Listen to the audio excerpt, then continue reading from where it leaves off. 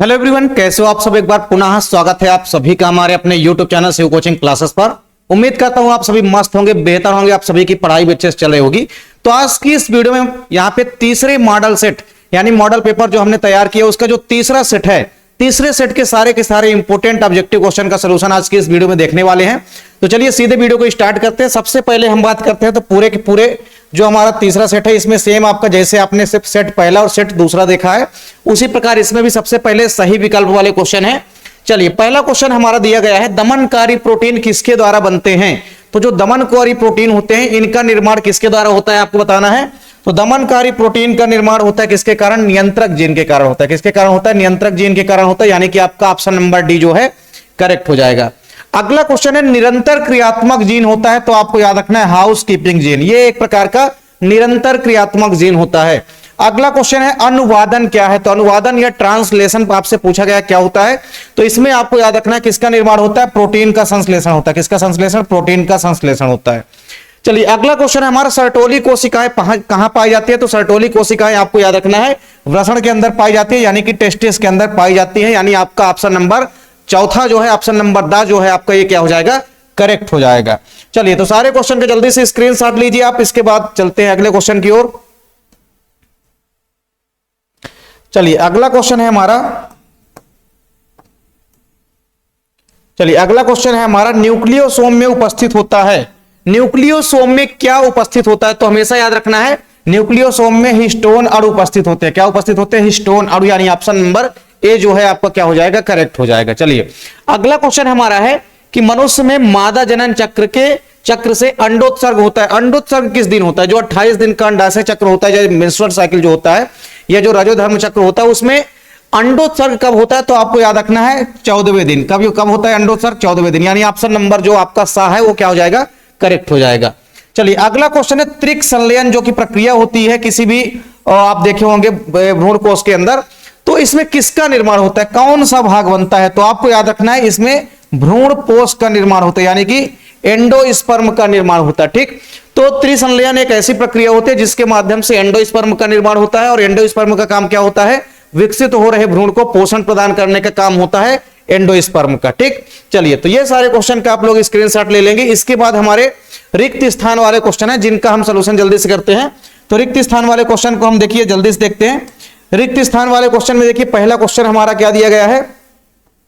पहला क्वेश्चन हमारा दिया गया है, एड्स किस प्रकार का संचरित रोग है। तो आपको याद रखना है एड्स जो है यह एक प्रकार का यौन संक्रमित रोग होता है। कैसा होता है, यह यौन संचारित रोग होता है या सेक्सुअली ट्रांसमिटेड डिसीज होता है। कैंसर के लिए उत्तरदायी जीन्स को हम क्या कहते हैं। तो आपको याद रखना है कैंसर के लिए जो उत्तरदायी जीन्स होते हैं उनको हम क्या बोलते हैं, उनको हम बोलते हैं आंकोजीन। क्या बोलते हैं, आंकोजीन बोलते हैं। अगला क्वेश्चन है हमारा, अस्थमा एक प्रकार की क्या है। तो आपको याद रखना है अस्थमा एक प्रकार की क्या है, अस्थमा एक प्रकार की एलर्जी है। क्या है, अस्थमा एक प्रकार की एलर्जी है। ठीक, तो अस्थमा जो है यह एक प्रकार की एलर्जी होती है। चलिए इसके बाद अगला क्वेश्चन हमारा, टाइफाइड रोग किसके कारण होता है। तो आपको पता है टाइफाइड रोग एक बैक्टीरिया के कारण होता है। इसको हमने क्लास 11th में ही पढ़ा है कि बैक्टीरिया के कारण होने वाला रोग है। तो किस बैक्टीरिया के कारण होता है टाइफाइड। तो आपको याद रखना है साल्मोनेला टाइफी किस जीवाणु के कारण होता है, साल्मोनेला टाइफी जीवाणु के कारण, साल्मोनेला टाइफी। ठीक, तो साल्मोनेला टाइफी जीवाणु के कारण होने वाला रोग होता है हमारा टाइफाइड। ठीक है, तो टाइफाइड रोग किसके कारण होता है, एक बैक्टीरिया के कारण जिसका नाम है साल्मोनेला टाइफी। चलिए अगला क्वेश्चन हमारा, जीवाणुओं पर आक्रमण करने वाले वायरस क्या कहलाते हैं। तो ऐसे वायरस या विषाणु जो कि जीवाणुओं के ऊपर अटैक करते हैं, जीवाणुओं के ऊपर संक्रमण करते हैं, ऐसे वायरस को हम बैक्टीरियोफेज या जीवाणु भोजी बोलते हैं। क्या बोलते हैं, ऐसे वायरस को हम क्या बोलते हैं, जीवाणु भोजी। मतलब जीवाणुओं का जो भक्षण करने वाले वायरस होते हैं उनको हम बोलते हैं जीवाणु भोजी। क्या बोलते हैं, जीवाणु भोजी। तो जीवाणु भोजी या बैक्टीरियोफेज जो वायरस होते हैं ये जीवाणुओं के ऊपर अटैक करते हैं, यानी कि हमला करते हैं और उन्हें क्षतिग्रस्त करने का काम करते हैं।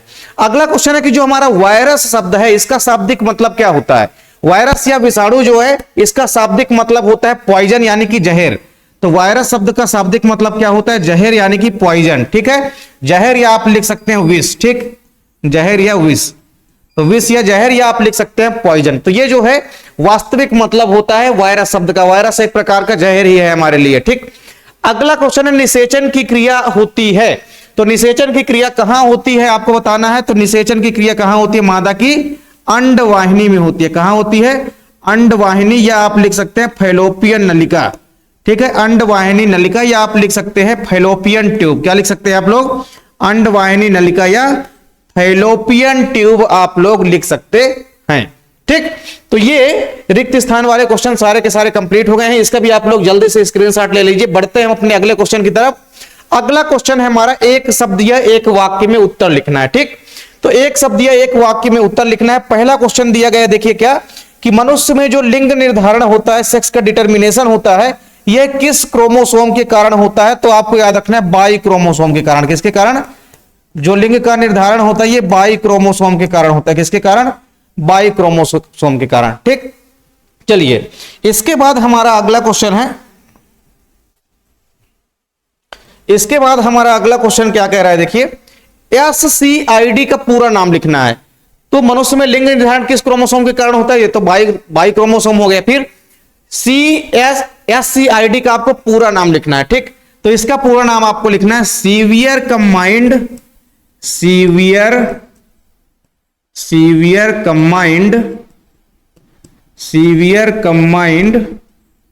इम्यूनोडेफिशिएंसी।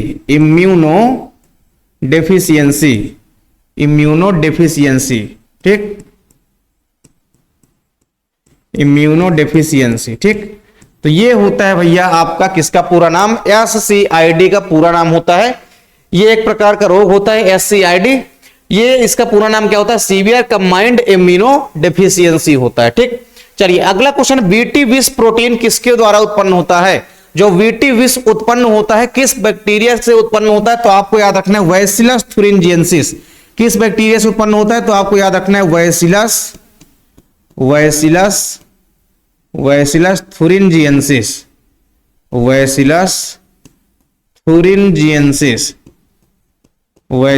thuringiensis। ठीक, तो बैसिलस thuringiensis क्या है? एक बैक्टीरिया है जिस बैक्टीरिया के द्वारा जो है बीटी विष यानी बीटी पॉइजन जो है उत्पन्न होता है। चलिए अगला क्वेश्चन, लैंगिक द्विरूपता का एक उदाहरण देना है आपको। लैंगिक द्विरूपता का मतलब क्या होता है? लैंगिक रूप से दो रूप दिखाए, मतलब कोई भी अगर व्यक्ति है या कोई भी सपोज करिए एनिमल है, वो लैंगिक दृष्टि से अगर दो रूप दिखाता है तो उसको हम बोलते हैं लैंगिक द्विरूपता है। तो इसका एग्जाम्पल कई सारे आप लिख सकते हैं। मनुष्य भी लिख सकते हैं आप, इसके अलावा आप लोग मधुमक्खी भी लिख सकते हैं। तो मधुमक्खी आप लिख लीजिए या कि आप मनुष्य लिख लीजिए, दोनों आपके क्या हो जाएंगे? राइट आंसर हो जाएंगे। तो ये हो गया आपके मधुमक्खी यानी कि हनी बी। चलिए अगला क्वेश्चन है हमारा, एक मैग्रूव पौधे का नाम बताना है जिसमें निमेटोफोर्स पाए जाते हैं। तो निमेटोफोर्स किसमें पाए जाते थे? तो सबसे बड़ी एग्जांपल आपने पढ़ा है कौन सा? राइजोफोरा। क्या पढ़ा है आपने? राइजोफोरा एक ऐसा आप देखेंगे कि मैग्रूव पादप होता है जिसके अंदर न्यूमोटोफोर्स यानी कि श्वसन मूले देखने को मिलती है, जो कि श्वसन का काम करती है बाहर निकल करके। ठीक, तो राइजोफोरा सबसे बड़ी एग्जांपल है। अगला क्वेश्चन है, एक उभयचर पौधे का नाम बताना है, किसी एक एम्फीबियन प्लांट का नाम बताना है। तो सबसे बड़ी एग्जांपल है रेननकुलस। क्या है? रेननकुलस। ये एग्जांपल आपको याद रखना है, रेननकुलस। ठीक, चलिए अगला क्वेश्चन है हमारा कि लाइकेन में सहजीवी रूप में रहने वाले सहभागियों के नाम बताना है।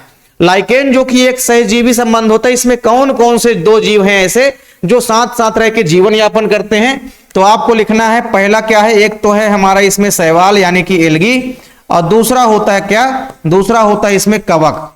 दूसरा कौन होता है? कवक। तो फंगाई और एल्गी ये दोनों मिलकर के साथ साथ रह करके जीवन यापन करते हैं, दोनों ही एक दूसरे को लाभ पहुंचाते हैं। इसी प्रक्रिया को हम बोलते हैं सहभोजिता या सहजीविता। चलिए इसके बाद हमारे सही जोड़ी वाले क्वेश्चन बचे हैं। तो एक वाक्य वाले जितने भी क्वेश्चन हैं इनका आप लोग जल्दी से स्क्रीनशॉट लीजिए। इसके बाद हम चलते हैं सही जोड़ी वाले जो भी हमारे इंपॉर्टेंट क्वेश्चन है उनकी तरफ। तो देखिए सही जोड़ी वाले जो भी इंपॉर्टेंट क्वेश्चन है इनको देखते हैं जल्दी से। देखिए सबसे पहले आप देखेंगे पार्थिनोकार्पी। पार्थिनोकार्पी का मतलब क्या होता है?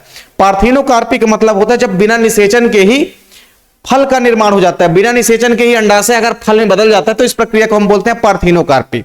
पार्थिनोकार्पी का संबंध किससे हो जाएगा? देखिए आप लोग, पार्थिनोकार्पी का संबंध हो जाएगा किससे? केले से हो जाएगा। तो ये आपका पहला हो जाएगा। ठीक, ये आपका पहला हो जाएगा। पार्थिनोकार्पी का आपका क्या हो जाएगा? पार्थिनोकार्पी का हो जाएगा केला। केला सबसे बढ़िया एग्जाम्पल है पार्थिनोकार्पी का। केले में अनिषेक फलन यानी कि पार्थिनोकार्पी देखने को मिलती है। अगला क्वेश्चन हमारा द्विनिषेचन। तो द्विनिषेचन जो होता है ये केवल और केवल आवृत्तबीजी पादपों का महत्वपूर्ण लक्षण होता है, यानी कि केवल और केवल जो एंजियोस्पर्मिक प्लांट होते हैं उन्हीं के अंदर आप देखेंगे द्विनिषेचन की प्रक्रिया जो है पाई जाती है। तो द्विनिषेचन का आपका क्या हो जाएगा, द्विनिषेचन का आपका हो जाएगा आवृत्तबीजी पादप। ठीक, तो द्विनिषेचन का आपका क्या हो जाएगा, दूसरे नंबर का आपका हो जाएगा आवृत्तबीजी पादप। क्या हो जाएगा, आवृत्तबीजी पादप। तीसरा है हमारा बीजांड। अब बीजांड का संबंध किससे होगा, देखिए तो बीजांड से आपको पता है किसका निर्माण होता है, बीज का निर्माण होता है।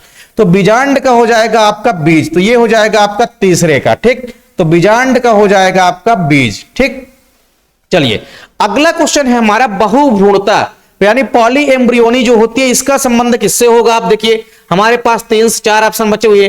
पॉली एम्ब्रियोनी या बहुभ्रूणता का सबसे बढ़िया एग्जांपल क्या था, सिट्रस यानी कि नींबू का पौधा। तो पॉली एम्ब्रियोनी का क्या हो जाएगा भैया, पॉली एम्ब्रियोनी का हो जाएगा आपका सिट्रस यानी कि नींबू हो जाएगा। क्या हो जाएगा, नींबू हो जाएगा यानी कि सिट्रस हो जाएगा। ठीक, अगला क्वेश्चन हमारा क्राई बैंक। क्या है, क्राई बैंक है हमारा अगला क्वेश्चन। क्या है, क्राई बैंक। तो क्राई बैंक का हमारा क्या हो जाएगा, क्राई बैंक में आप देखेंगे तरल नाइट्रोजन भरी होती है। क्या होती है, तरल नाइट्रोजन। तो ये हो जाएगा क्राई बैंक का हमारा क्या हो जाएगा, क्राई बैंक का हमारा हो जाएगा ये। ठीक, चलिए इसके बाद हमारा अगला क्वेश्चन है इंसुलिन। तो इंसुलिन का संबंध किससे हो जाएगा आपका, ह्यूमुलिन से, क्योंकि ह्यूमुलिन जो है ये प्रथम मानव निर्मित इंसुलिन है। ठीक, तो इंसुलिन का आपका हो जाएगा ह्यूमुलिन। क्या हो जाएगा, इंसुलिन का आपका हो जाएगा ह्यूमुलिन। ठीक, तो ये हो जाएगा आपका इंसुलिन का ह्यूमुलिन। एक हमारा बचा है एससीपी, तो इसका क्या हो जाएगा, स्पाइरुलिना। यह एक क्या होती है, स्पाइरुलिना होती है।